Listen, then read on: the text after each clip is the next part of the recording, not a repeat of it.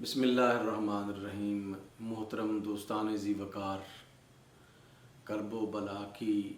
یاد آج پھر تازہ ہو رہی ہے۔ وہ فرزند رسول جس کو میرے آقا نے فرمایا حسین و منی و انا من الحسین، حسین مجھ سے ہے اور میں حسین سے ہوں، اس حسین کو اور آپ کے بیٹوں کو، آپ کے بھائیوں کو، آپ کے اصحاب کو کربلا کی تپتی ریت پر، کربلا کے ریگزار پر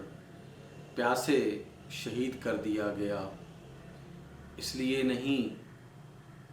کہ حسین کسی لالچ کی بنیاد پر حکومت کے حصول کے لیے یا دنیاوی مقاصد کے حصول کے لیے کرب و بلا میں تشریف لے کے گئے، بلکہ اس لیے کہ وہ دین جو رسول کریم صلی اللہ علیہ وآلہ وسلم نے ہمیں قرآن کی صورت میں، اپنی سیرت کی صورت میں، اپنی سنت اور حدیث کی صورت میں عطا کیا تھا، اس کے نشانات کو یزید مٹانا چاہتا تھا، مٹا رہا تھا۔ اللہ کی حلال کردہ چیزوں کو حرام اور حرام کردہ چیزوں کو حلال کر رہا تھا، جس کے منہ سے نکلنے والی ہر بات قانون کا درجہ رکھتی تھی۔ قرآن و سنت کے اصول اور ضابطے پس پشت چلے گئے تھے، اور بادشاہ وقت جو ہے وہ سب کچھ تھا۔ امام علی مقام نے صحابہ کرام کی قربانیوں کو دیکھا ہوا تھا، ان کے جسموں پر تلواروں کے، بھالوں کے، نیزوں کے نشانات دیکھے ہوئے تھے جو دین کی سربلندی کے لیے لگے تھے۔ اس لیے حسین نے فیصلہ کیا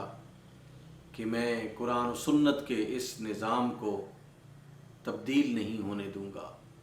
قرآن و سنت کے اس نظام کو میں مٹنے نہیں دوں گا، چاہے میری اپنی ذات چلی جائے، میری اولاد چلی جائے، میری بھائی چلے جائیں، میرے اصحاب جو ہے وہ چلے جائیں، ہم سب کچھ اپنا قربان کر دیں گے، لیکن قرآن و سنت کے نظام کو پائمال نہیں ہونے دیں گے۔ آپ نے فیصلہ کیا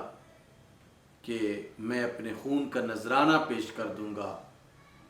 لیکن یزیدیت کو پنپنے نہیں دوں گا،